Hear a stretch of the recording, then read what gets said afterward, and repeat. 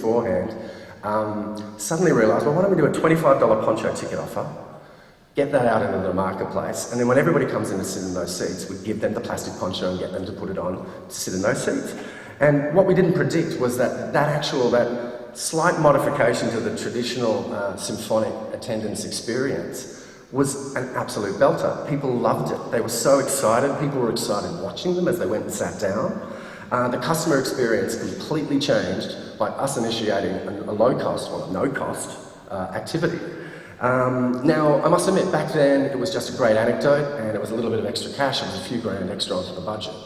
But nowadays, I think we'd actually use that experience a lot differently. We probably would have filmed it and showed that content on our website as a way of breaking down barriers in terms of people's impressions about symphonic music. We'd definitely tweet about it, definitely post about it on Facebook, and probably I would personalise the direct mail or any kind of personal letter sent to those customers who sat there if we felt that we had a similar experience coming along. And one that comes to mind, I guess, is when Kronos Quartet came over and they literally played wire fences. So, excuse me. I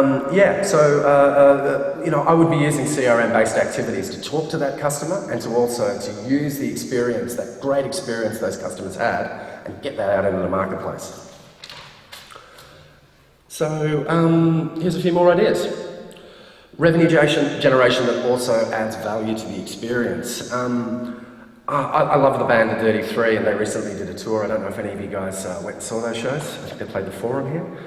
I was really excited because I went to their merchandise counter, and unlike most merchandise counters at art shows, they weren't selling the same old stuff. They developed this souvenir CD, selling it for $10. They had a live music CD that was really hard to get hold of, $5, cheaper than JB Hi-Fi. And they were flying off the shelves. There was customers packed right back. The poor guy at the merch desk could not handle the amount of traffic he was getting.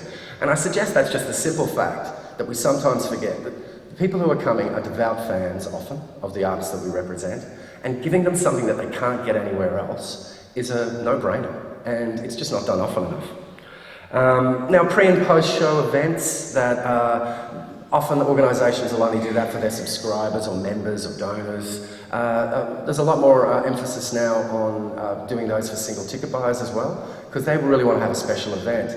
The point I wanted to make there is that they're often done really badly. If you're going to do that, really put some time and effort into what the benefits the customers are getting for their activity. I'm thinking about, for instance, when Gordon Ramsay did a visit and he did a VIP premium package that absolutely bombed. The customer experience was woeful.